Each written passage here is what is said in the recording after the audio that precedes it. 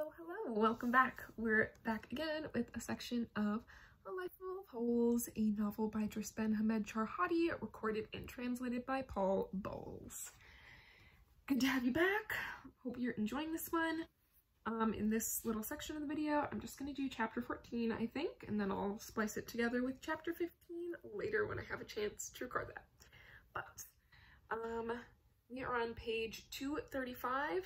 Let's jump right in and subscribe so that you catch the rest of the book. We are going to start a new book very soon. I think just 2 more videos on this guy. And then, so next video I'll tell you which one we're going to do next. But anyway, we're on chapter 14, page 235. This one is titled Farid's Sisters. Farid's aunt lived in the mahal next to mine. There was only a wall between us. And besides Surya, he had another sister named Aisha. She was 2 or 3 years younger than I was. The girl used to come to see her aunt. First, I got to know Aisha, then I knew the whole family. One night, we were sitting in the aunt's mahal drinking tea and talking. Farid's mother was there and his aunt, his brother, Abdullah, Aisha, and another sister who was only a little girl. Surya was still living at Mustafa's house in Dradeb, working for him and his wife. I turned to Farid's mother and said, "Sharifa, is your daughter Aisha going to get married or not?" When Aisha heard this, she began to laugh. "Yes," said her mother, "she's going to get married." "Who are you going to marry her to?" I asked her. She did not answer. I went on talking. "If you like, I'll marry her," I said. Everybody was laughing. "Yes," said her mother, "if you like, I'll give her to you." "Good," I said. We talked a while. Then Abdullah said, "I'm tired. I'm going home to bed." "Yes," I said, "so am I." We said goodnight. I went into my mahal. While I was getting undressed, I heard Farid's aunt talking. She was saying to Farid's mother, "Why not? If he wants to marry her, why not let him have her? You won't find a better young man for her." Farid's mother said, "We'll see. We don't know yet how things are." I could not hear any more. I got into bed and fell asleep. One day, Farid and I went to the city together. I bought a lot of food. When we were on our way back from the market, I said to him, "Look, if you want to come and bring your family to my mahal tonight for supper, you're invited." "Do you mean that?" "Yes, you're all invited. I'll make the food and take it next door to your aunt's and we'll eat there. Tell your brother and your mother and the others." The Sharif Bu Ralem always stayed in the country with his cows until late at night. "Owaka, I'll go home and tell them. I'll be right back." We got to Mastakashi. I went into my mahal and began to work on the food. A little later, Farid came. I made tea and we sat talking while the food cooked. When it was all ready, I said, "Go and get the others. I'll knock on the wall and tell your aunt to open the door." Tan. "Who is it?" "It's me. Get ready, they're coming." "I'm ready," she said. "They can come at any time." Farid came back. "Take the dishes," I told him. "I'll carry the tray." They all came in. The mother, Abdullah, Aisha, her sister, and a little boy who lived in the corner. We were saying, "How are you?" and "How are you?" There were 8 of us. While we were eating, we talked. Farid's mother said, "Think of it. I have 2 daughters and they're both working. And I have 2 sons and neither one of them works." "Someday Allah will give your sons work too," I told her. "There's no hurry." Then I said to Farid, "How is it? Are we going to be brothers-in-law?" He laughed. "What are you laughing at? It's nothing shameful. People get married every day." "Muslims and Nazarenes, there's nothing to laugh at. It's not a sin to get married." "I don't understand anything about all that," he said. "My mother's here. Speak to her, or speak to my father." "We're just talking," I told him. "We haven't got any further than that." "It's none of my business," Farid said. I turned to Abdullah. "And you, Abdullah, what do you say?" "It's for you and her to talk," he said. "If she wants to and you want to, why not?" "You hear, Farid?" I said. "No, I don't hear anything. You have to talk to my father," he told me. We finished eating. The water was boiling. Farid's aunt made the tea and we drank it. Then I said, "I'm sleepy. I've got to go to bed. Allah ihinikum. We'll talk again about this some other time." A few days later, I was at my mother's house talking with her. "You know, Mother," I said, "I've got something to tell you. I'm going to get married." "What? Who is it?" "A girl in Mastakoshe." "Whose daughter?" The Sharif Bouralem, the man who goes sometimes with your husband to the Souk el Fem. It's his daughter. Yes, he has daughters, she said. Do you know them? Have you seen them? Yes, I've seen them. I don't know them, but if you like one of them, it's for you to decide. All I want is for you to be happy. Today and tomorrow, I was going to the Sharif Bouralem's house. I would take food and money and give it to his wife, and Farid always came to my mahal for tea. We were all friends. The two Nazarenes went to Portugal. They had been gone for 2 weeks. I was sleeping in their house while they were away, so that no one would break in at night. It was Sunday, and I was waiting for them to come back. I had no money at all. I said to myself, here it is Sunday, and they're not back yet, and I've got no money. I needed money to buy food with, and I wanted to give some to Aisha's mother. I went to the house of another Nazarene who lived higher up on the mountain. He was a friend of Marcel's. I asked him if he would lend me 2,000 francs until Marcel came back from Portugal. He handed them to me and said, pay me when you can. I thanked him. I went into the city and bought a lot of food in the market. I took it home and divided it in 2, 1 part for me and 1 part for the Sharifa. I put the food into a basket and went to their house. All of the men of the family and a lot of others from the houses around were there digging a ditch. I saw Farid.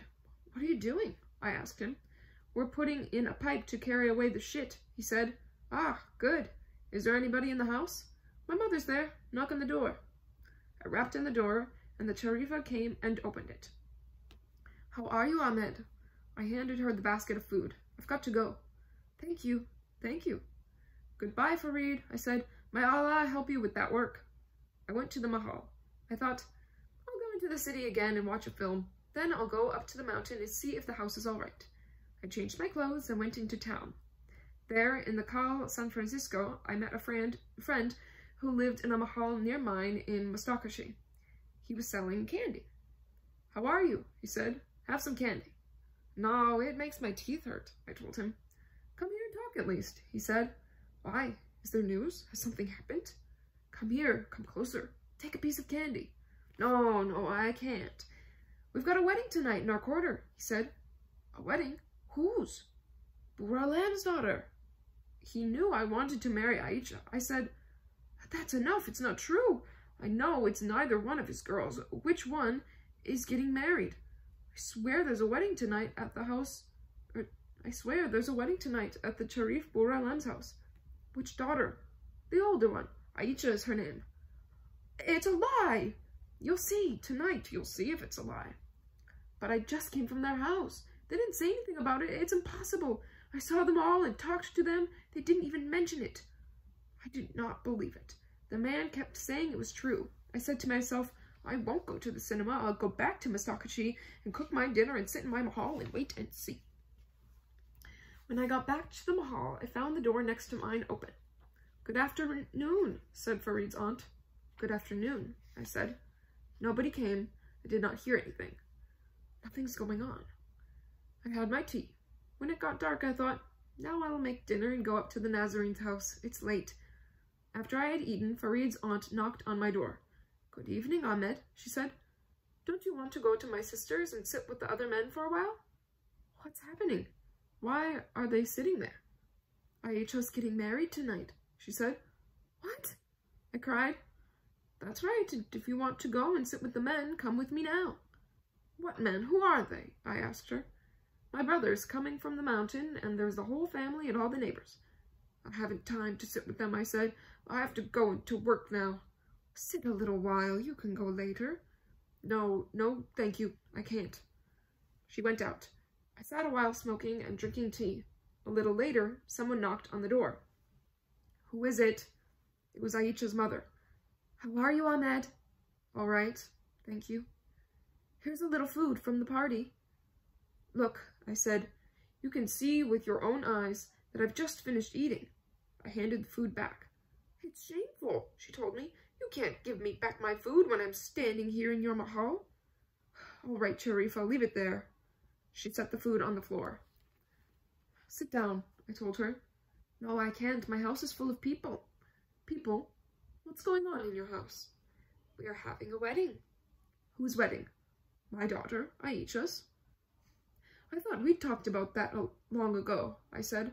I thought you said you were going to give her to me. I thought she was going to wait until I had a little money. You had bad luck, that's all, she told me. I was thinking, what people are these? They promised me I could marry Aisha. It was all understood. But it's better this way. Without her, if this is what they're like, I'm lucky to be outside that family. The Sharifa went next door to see her sister. I walked around the corner and sat for a while in the cafe there. Everybody was talking about the wedding. See how shameful they are. They were saying they've done it again. Ahmed isn't the first. They've promised her to the garbage collector, and then they wouldn't let them marry. I went to the mountain, to the Nazarene's house. When I got to the store on the corner at the bottom of the road, the Susi said, "Those Nazarenes have come back." I climbed up to the house. They were standing there outside the door waiting for me. I had the key. "Here he comes," said Marcel. The car was full of valises. I carried them in. Then I told Marcel, "I have no money." "We are tired," he said. "Tomorrow we'll talk about it." I went back to Mustakashi and slept. A few weeks went by, and I stopped thinking so much about what the Bouralam family had done to me. But if I met any of them at the fountain, they would not speak to me. Even Farid looked the other way. One day, I met him in the street. "Listen," I said to him, "why won't anybody in your family talk to me? What's the matter?" "Nothing. I've got nothing against you. I don't know about my family." "Ever since the wedding, none of them will speak to me. What is it? Your aunt lives next door to me. She won't even look at me. What's the matter with all of you? Your sister's married. She married somebody else. That's all. Why are you angry with me? It's all past." After that, we were friends again. About the time Aisha married, her younger sister, Sadia, stopped working for Muhammad and came home to live. She was getting older. One day, Farid's mother said to me, "Why were you so angry when Aisha got married? Look at Sadia. She's prettier and younger. If you want her, we'll give her to you cheap." "Awaka, Sharifa," I said. "Sadia is something I like too. If you want her, you can have her." I went to see my mother. "You know, Mother, Aisha's married." "Yes, I know all about it," she said. "But now her mother says I can have Sadia, the younger one." "That's the beautiful one." "That's the one," I said. "You must go and see her. I like her." "Awaka, I'll go up on Sunday." "I'll be there waiting for you. Come to my mahal." On Sunday morning, my mother came. "Sit down," I told her. "No, I have a lot to do at home. I've come to Masakashi just to see the girl. After that, I must go home." We went to the Sharif Bouralam's house. My mother knocked, and Farid's mother came to the door. "Good morning. Come in. Our house is yours." "Yes, I've come," said my mother. "But I can't stay. I've got to go soon." She went in. I went back to the mahal. After a while, my mother knocked on the door. "How do you like her?" I asked her. "She's prettier than the other," I said. "Wait, I'll speak to your stepfather. He'll talk to the Sharif, and we'll see how much they want for her. Don't forget to come tomorrow and see me." "Good," I said. The next day, I went to see my mother again. "What happened? Did your husband speak to the Sharif?" "That Sharif is crazy," she said. "Why? You know how much they're asking for that girl?" "No." "First, they want 50 kilos of flour. Then they want a sheep and 10 liters of oil and 20 kilos of sugar. And you have to buy her a hayek and wedding slippers with gold on them, and a pair of shoes for every one of the family, and her grandmother wants a pair too." "That's very good," I said. "With a few more pairs, they could have a rugby team. Do people get married so their family can open a store?" "I said that to your stepfather," she said. "This afternoon, I'm going to Farid's house myself and talk to the Sharif Bouralam," I told her. I climbed up to Mustakachi. Abdallah was in the street. "Is your father home?" "Yes." "I want to speak to him for a minute," I said. "Go and speak to him." I went to the house and knocked on the door. "Ah, Ahmed, come in." "How are you, Sharif?" "Sit down. What is it?" "I came to talk a little with you." "Yes, what about?" "Are you going to give me Sadia or not?" I asked him. "Are you going to make it easy or hard for me?" "No, it won't be hard," he said. "If it's written that you should have her, you'll get her." "I want her, but how much are you asking?" "Let me see," said the Sharif. "A sheep, a sack of flour." He went on telling me all the things I would have to buy. And you'll have to pay for the Almaria to carry her in, and the right players, and the drummers, and a pair of shoes for me, and a pair for Farid, and a pair for my wife, and a pair for my mother. Yes? And if I haven't got money to give you all those things, we can't get married? That's the way it is, he told me. I'm just telling you the price. There's a man in Oued Bahrain who'll give it. If you can pay for her, you can have her. If you can't, he can. That's all I have to say. Yes, well, goodbye, I said. I can't talk anymore. And I went away. I was thinking, I don't have to get married. It's not worthwhile trying to marry a girl who's going to cost that much. If I've got to beg in the street to be able to have a wife, I'd better stay single. Allah will send me someone someday. And that is the end of chapter 14. All right. This is chapter 15, page 245, and it is titled Omar. For 3 or 4 months, everything went well in the Nazarene's house. Every morning, before the sun was up, I would go to the beach at Merkala to swim. After that, I would climb up through the orchards to the house on the mountain. Karouj always waited in the road until I came. Then I would knock and they would let us in. We would work until afternoon, and I would go back to the beach or take a walk in the country. The Nazarenes were happy. Their work was going well, and they were making money. They got more orders from other countries and sent more things away. One day, Marcel said to me, Ahmed, now you've learned how to do this work. We need another workman here to help us. Can you get one for us? You could show him everything, how we do everything. You could get more work done each day. Okay, I said. That boy we saw one day at the beach. He's not working. If you want him to work for you, I'll ask him. Francois said, Oh yes, I remember him. Bring him to see us. How much are you going to pay him? I asked him. The same as you, he said. I'll bring him tomorrow. That afternoon, when I finished my work, I went to Farid's house and knocked on the door. His mother opened it. Ah, Ahmed, how are you? Is Farid there? No, he's in the city. When he comes back, tell him to come to my mahal. What is it? Is anything the matter? No. The Nazarenes I work for need another man. I thought maybe Farid could come and work with me there. Good, good, may Allah bless you. I went to my mahal. A little later, Farid knocked on the door. When he was inside, he said, What is it? Nothing. The Nazarenes want another man. They asked me if I knew anybody. I said, Farid. And they remembered you. They told me to take you up to their house, but you won't make much there. 300 francs a day, from 9 to 1, the same as the maid. Okay. That's all I wanted to tell you. I'm going to bed. If you don't stay here and sleep with me, or if you want to stay here and sleep with me, stay. If you don't, go home. Good night, he said. Before I was up, I heard someone knocking on my door. I got up and saw Farid. I let him in and gave him breakfast. Then we walked out to the mountain. Karouj was waiting in front of the door. We all went in and sat in the kitchen. I took coffee up to the Nazarenes. They were playing records and reading books in their bed. After a while, they came downstairs. Ah, good morning, Farid, they were saying, and Francois kept looking at Farid the same as he had done on the beach. The Nazarenes talked a while in French, and while they were talking, Francois did not stop looking at Farid. Then he spoke to Farid in Spanish. What sort of work do you do? Are you married? Where do you live? We were all talking and laughing.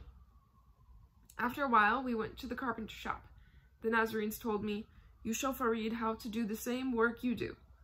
And I showed him that day. In a few days, he understood how they wanted the work done. One morning, when we got to the house, Marcel told me, When you bring the coffee upstairs, I want to talk to you. I made the coffee and carried it upstairs to their bed. Look, Ahmed, Marcel said, now you understand the work here very well. We want to give you more money, if you like. We'll pay you 500 francs a day now, and you can have breakfast here too. Only you'll stay until 4 in the afternoon. Is that all right? And your friend, Farid, we'll pay him 400 francs a day, and he can have his breakfast and lunch with you here. Good, I'll tell him. I went downstairs. Do you know something? I said. Then I told him what Marcel had said. When Marcel came downstairs, he had cut his trousers very short with the scissors. They were like a bathing suit. "Why did you do that to your trousers?" I asked him. "I just thought of it." Then I said to him, "I've told Farid what you said, and he's happy. Today and tomorrow, we did our work, and each one was satisfied with the others. Farid came to work with me in the morning and left with me in the afternoon. Francois could never talk to him alone. When the Nazarenes had first come to Tanja, they had stayed at home nearly all the time. They would drink wine in the sala upstairs and play music on the guitar. Now they began to go to bars at night. They would get home very late. This was the time when they began to have bad habits. One day, Francois came to the carpenter shop. He said to me, "This noon, you and Farid are going to eat lunch alone. Marcel and I have been..." Oh, that should be alone. Editing error. "Going to eat lunch alone. Marcel and I have been invited by a boy who lives in Hasnona." "Who is he?" I said. "Who has invited you? Where's he from?" "He's a Tanjoy. He works for the government or something. He's from a good family. Everybody knows his family." "Do you know him?" I said. I was surprised. I did not think they had any Muslim friends. "Yes, we know him a little." "Do as you like," I told him. "I don't know anything about it." They said goodbye and drove away in the car. About 3 o'clock, they came back. "Did you have a good lunch?" I asked them. "Yes." "Yes." "What did you have to eat?" "Ground meat and squash," said Marcel. "Something like the food you gave us the other day." "Did it taste good?" I said. "Yes, very good." I don't know, I thought. I wonder if it was really good. I said to him, "Every man has his own fate to follow." After a while, I forgot about the Muslim who had invited the Nazarenes to his house. We went on working and swimming. Then one morning, when I was cutting wood in the carpenter shop, Francois came in.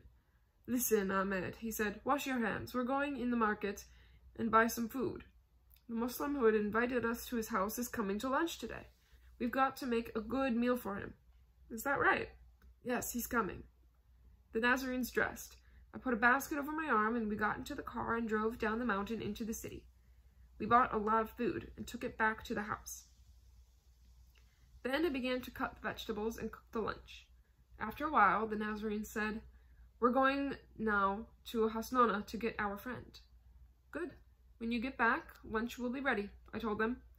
I stayed in the kitchen with Karouj, stirring the food in the pots and getting everything ready. I called to Farid. "What is it?" "We've got a guest today." "Who?" "A Muslim." "Do they know him?" "They say they do. I don't know."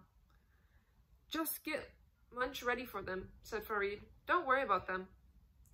Soon the Nazarenes were blowing the horn of the car. They wanted me to open the door for them. I went and opened it. They said, "Here's the friend who invited us to his house that day." The boy was tall. He had dark skin. He came in with his hands in his pockets. He took out one hand and I shook it. "How are you?" His trousers were very tight over his legs. He had a white shirt, but the collar was almost black with dirt. I said to Marcel, "Lunch is ready." They sat down at the table in the dining room. I went out to the carpenter shop and called Farid. He came in. We all sat down together, and while we were eating, I was looking at the one the Nazarenes had invited. I was thinking, it's impossible. That one invited them to his house? The sandals he has on his feet aren't worth 50 francs. He invited them? Never. And Francois was always touching him on the shoulder and saying, "What a good friend he is, this Omar." "Yes, he's a very good friend," I said. After we had eaten, I made coffee and took it into the dining room. We sat there drinking it. Then Francois said to me, "Marcel and I are going to take Omar home. You and Farid can go on with your work. We'll be back." They drove away in the car. Farid went into the carpenter shop to work. I carried out the dishes and spoons into the kitchen. After that, I went and began to work with Farid. "What do you think of the one they invited?" I asked him. "Do you know him?" "I never saw him before. They told me he lived in Hasnona. They said he's from a good family." "Maybe it's true," he said. "I wonder." We did not talk any more about it. Today and tomorrow we worked, but the Nazarenes were not living the way they had been living before. In the beginning, when I would get there each morning, I would take them their coffee, and they would come downstairs and work in the carpenter shop until lunchtime, and after I went home in the afternoon, they would go on working until dinner time. But now, after they drank their coffee at breakfast time, they would go back to sleep. They would get up at noon and leave our money for us. Then they would go out, and we would not see them again until the next day. And sometimes they were shouting at each other for an hour or more. One day, when they had been arguing, Marcel came to me and said, "Ahmed, I'm going to Portugal for 2 or 3 months. When I come back, if you can get a passport, maybe you can go there with me afterwards. We can work there the same as here. Francois wants to stay here. I'll be back. Maybe you can get a passport." Inshallah. Marcel packed his clothes. I was not happy to see him leaving. I knew that the work would not go on very much longer once he was not there. The next morning, we put all his valises into the car. Marcel was thanking Farid and me for the work we had done for him. We said goodbye. Francois drove him down to the port, and he got on the boat for Spain. Then Francois came back to the house.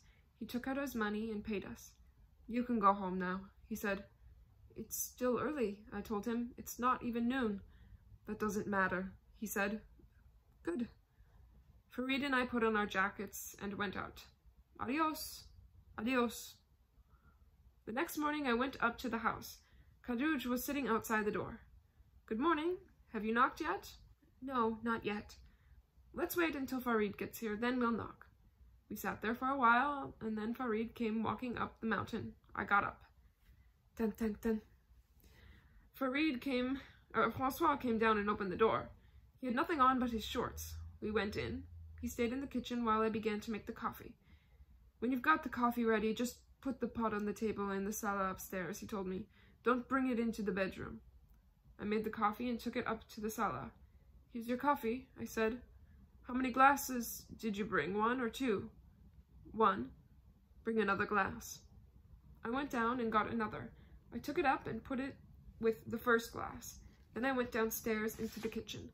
I heard Francois go and get the coffee and take it into the bedroom. There were voices talking. It's none of my business, I thought. Let him manage it. We worked for a while. Then Francois called to me. He was standing in the doorway. "Look, Ahmed," he said, "there's a Muslim up here who wants to leave. Shut the door so Farid and the maid won't see him." "Who is it?" I asked him. "The boy who invited us to his house in Hasnana," he said. "Ah," I thought, "so that's who it is." I said, "Oh, we've already seen him. You don't have to hide him. What for? He can come down and talk to us. We're all the same. Everybody does what he pleases in life. No one will think anything about it." "I don't mean you," he said. "I mean the others." "It doesn't matter." Francois began to laugh. He was happy to hear what I was saying. I went back to the carpenter shop. In a little while, Omar came downstairs with his hands in his pocket and his broken sandals on his feet. "Good morning, brother," I said. "Good morning." "Come over and sit down with us." "No, I have to go. I have some work to do," he said. Francois came in with the keys of the car. "Come on," he said to Omar. To Farid and me, he said, "You go on with your work." Today and tomorrow we did our work. Francois never came any more to the carpenter shop except to sit for a minute and talk with us. He did not work any more at all. One day I said to him, "What's the matter? You don't look happy the way you did before. Your face looks different." He laughed. "Maybe it's because I shaved off my beard." "What is it?" I said. "Why are you thinking so much? If a man's going to do something, he does it. He doesn't sit and think about it. You're not working anymore." "I'm a little nervous now," he said. "It's nothing." Another day he called to me. "Look, now we don't have much work to do. You'll have to tell Farid that we can't keep him on any longer. Marcel's in Portugal, and I'm here alone. The 4 of us are going to live here now.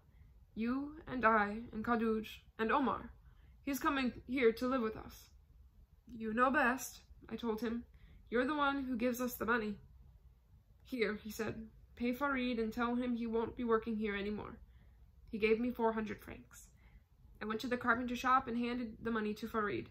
"Wait for me," I told him, "and I'll leave with you." I told Francois, "It's time for me to leave now." He gave me my 500 francs. Farid and I went out. In the road, I said, "Farid, You've got no more work with us now. But perhaps Allah will send you something better. Wait a while. Now Marcel's gone to Portugal, and this other one's coming in to live here. So there isn't enough money. If he needs you again, I'll let you know." "Awaka," said Farid. The next morning I went up to the mountain. Khadij was not waiting in the road for me. I thought, I wonder what's happened. This is the first time she hasn't been here waiting. I knocked on the door. It was Khadij who opened it. "Ah, Khadij, when did you come in?" "A while ago," she said. "Who opened the door for you?" "That boy, the Muslim." "I see." When I got to the kitchen, they had already drunk their coffee. I thought, "Ya Latif, this house is going to fall to pieces fast." I made coffee for myself. Then I went to the carpenter shop and began to work. About noon, Francois came downstairs.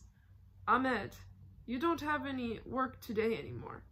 You don't have to work today anymore. Nor Khadij either. I'm going to pay you and you can go home. My friend and I are going to Hajra del Nahal.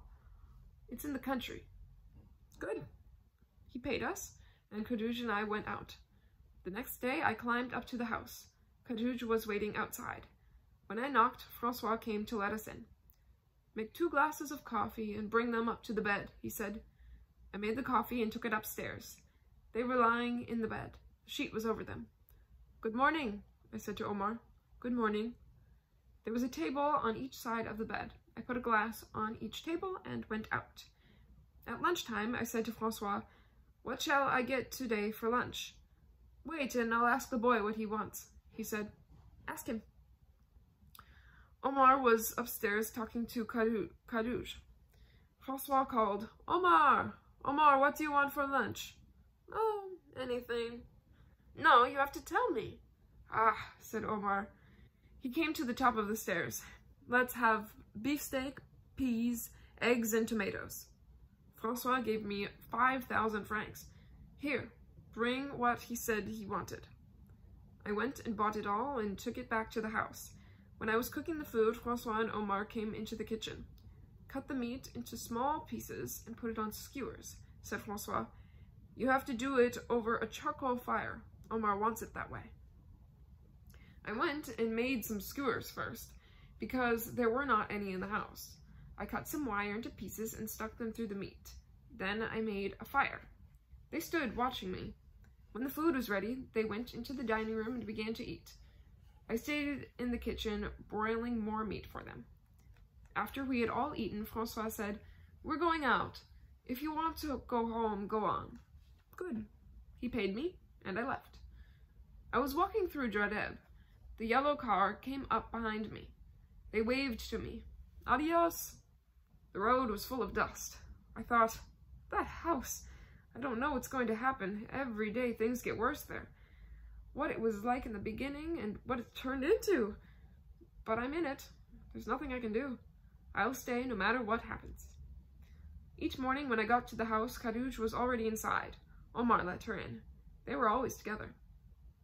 One day I knocked on the door. Khadij opened it. Omar was standing in the kitchen. He was wearing pajamas, and she was making coffee. "Good morning," I said. I was looking at her and at him. "It's a fine day, isn't it?" I said. They laughed. When the coffee was ready, they began to drink it. "And for me?" I said. "No coffee?" "You can make it yourself." I made my own coffee. Then I went out and started to work. I was thinking about what was happening in the house. We always left the dishes on the sink shelf for Khadij to wash. She washed them as soon as she came in the morning, but now she began to leave them. Whenever she was in the house, Omar was always with her. She laughed and talked with him the whole day. When I would go into the kitchen to get lunch, I would find everything dirty. Each day I would say to her, "Khadij, when you come in the morning, wash the dishes first. That's the first thing. Then if we need something, we'll find it clean." But she would say, "You're not the one in charge here, the Nazarene is." "Yes, I know, it's the Nazarene's house, but he's always telling me everything is dirty and then I have to wash the things myself. But do as you like, it's not my business." And that was the way things were going. After he had drunk all the coffee he wanted, Omar came to the carpenter shop and sat down. "Well, my friend," he said, "how's the work going? Have you got any kif in your pocket?" "No, I haven't." but if you want some, I can get it for you. We talked for a few minutes. Then he called to the maid. Kadouj! What is it? Come and sit down with us. I'm busy. Leave your work a while. Come on. What's work? It's like the wind. It's nothing. She came out and sat down in a chair. I went on working. Kadouj, are you going to get married? I said. Who am I going to marry? Omar. Yes, I'd marry Omar, she said, if you wanted to. I knew that each time Francois was out of the house, Omar would try to get Kadouj to go into Francois's room and lie on the bed. All day long he followed her around the house, kissing her and touching her. Of course Omar wants to marry you, I told her. Omar laughed. We heard Francois coming downstairs. Kadouj jumped up. Sit down, I told her. Don't be afraid. No, she said, and she went to the kitchen. Francois came in and I told him, Omar has a girlfriend now. What girlfriend are you talking about? Kadouj. Ah! He laughed once. Then he sat down in the chair where she had been sitting. Omar put his legs up and rested them in Francois's lap, and Francois held onto them with both hands. He moved his chair nearer to Omar's chair, and then he put his arms around Omar's neck. It's nice to sit that way, isn't it? I said to him. Ah, he said, it's wonderful. Everybody likes to sit this way. Every man has a body to do with what he likes. I told him. One day, Francois said to me, Omar and I are going to Hajra den Nahal. You'll have to sleep here in the house while we're gone. We'll be back on Tuesday. Awaka. I thought, what are they doing, going to Hajra den Nahal? There's nothing there but a few mud shacks. Here's 1,500 francs. They packed their things and drove away. On Tuesday, they came back and blew the horn. I let them in. They went into the dining room and began to talk. Every time I went through the room, they stopped talking. Then they would begin again. I saw that they did not want me there. I said, here's the key, I'm going now. Thank you, Ahmed, Francois said. Nearly every day, Omar wanted to eat in restaurants. Perhaps once a week, I cooked lunch for them. Most days, Francois would pay me and tell me to go home, but he did not give me any lunch or any money for lunch. One day, Francois left me my wages and went out for lunch with Omar. I was making the meal in the kitchen. Kadouj was ironing. I said to her, do you want to eat with me? If I don't eat with your master, Sadiq Omar, why should I eat with you? You only work for him. Ay, I said. How far up you've gone in the world. You're very fine now, aren't you? I paid for this food myself. I'd be crazy to give it to you. I swear I won't give you anything. When 1 o'clock comes, put on your hayek and go home. You can eat your own food. I invite you to eat with me and you say all that? Kadouj put on her hayek quickly and went out. She slammed the door very hard. I made my lunch and ate it. Then I went back to the carpenter shop. About 4 o'clock, I heard the car horn blowing, and I went and opened the door. We went all the way to Hajra den Nahal for lunch, said Francois. I looked at his face. I saw that his eyes had changed. Something had happened to them. They were half shut, and he looked very happy. Well, he looked more than that. He looked almost crazy. He and Omar came in and sat down in the dining room. Ahmed, Francois said, this love I have for Omar is the greatest love I have ever had in my life. Yes? Por Dios, he said, Omar is the best man I've ever known. That may be, I said. Omar was laughing. Here, Ahmed, take your money and go home. We'll see you tomorrow. Good, I said. I thought, people say it's better to have no life at all than a life full of holes. But then they say, better an empty sack than no sack. I don't know. This is something new. A Muslim giving orders in a Nazarene's house. I don't know how it's going to come out, all this. The next morning, I got to the house and began to knock. I knocked until Kadouj came to the door. I said, good morning. She did not even look at me. Listen, I said good morning to you once. I'm saying it again. Good morning. She sniffed in her nose, but she did not say anything. What a stupid woman, I thought. "Good morning," I said to Francois. "Ahlan, brother," said Omar. "Is there anything new?" I asked him. "No, make us some coffee." After everybody had drunk coffee, I went to work in the shop. Omar came in. He had a cigarette in his mouth and his hands in his pockets. He began to walk back and forth in the carpenter shop, talking about how much money he had and how much more he was going to make and how many men he was going to have working for him. At lunchtime, Carouge spoke to me. She said, "Give me my money." I always got the money from Francois and paid her when she left. But this day I said, "I'm not in charge here. You said so yourself. Ask your master for your money." So she went to Francois and said, "Please pay me. I'm finished for today." "Yes," said Francois. "Omar will pay you. He's the one who has the money now." Omar put his hand in his pocket. "How much does this woman get?" he said. He knew as well as we did, but he liked to do it this way. I said, "You know how much. 200 francs. How long have you lived here? And all this time you still don't know how much she earns?" He gave her the money. "It's after 1, I said. "Aren't we going to eat today?" "No, we're not eating here today," Francois said. "We're going out." Then he gave me some money so I can buy some food. "I have no money left," I told him. "Go down to the store and see if they'll give you something. Tell them to put it on my bill." "You'll have to go with me," I said. "The Susie's not going to give me anything if I go alone." "All right. We'll take you in the car as far as the Susie's." We drove down to the store. "Listen," I said to the owner. "This Nazarene says he wants some food and he'll pay you later." "Yes." I took some eggs and bread and a can of peas. I was working in the shop at 4 o'clock when they came back. I said to Francois, "I'm ready to go." Francois said, "Omar, pay him, please." Omar put his hand into his pocket and pulled out a great pile of bills. "How much do we owe you?" he asked me. I thought, the baby's really spoiled now. He's got 40 or 50,000 francs there. "You know I get 500 francs a day, don't you?" I said to him. He had plenty of change, but he took out a 10,000 franc note and handed it to me. "Give me change," he said. "I haven't any. If I had 9,500 francs in my pocket, I wouldn't be working here. I've been in this house a long time. You've only been here 2 months, and you've already got all the money in the house." "Are you surprised? What did you think I was going to do?" Francois was there, but he did not understand what we were saying.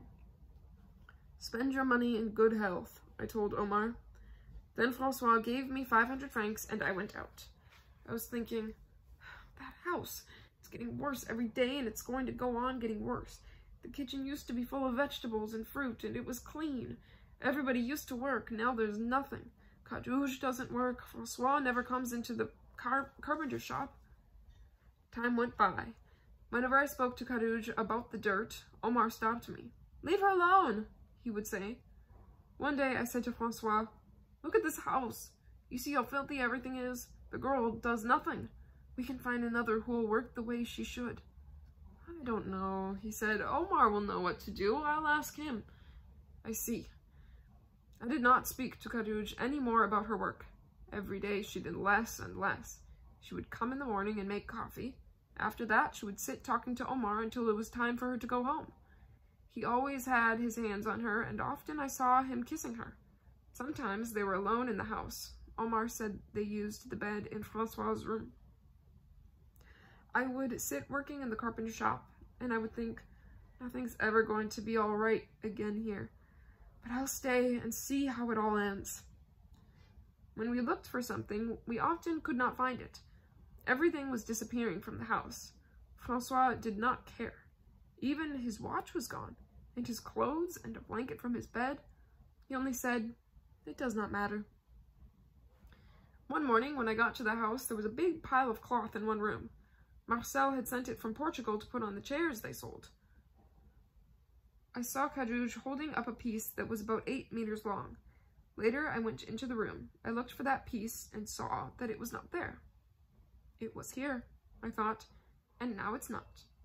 I'm going to see where it is. I went into the kitchen and looked in the corner under Carouge's hayek.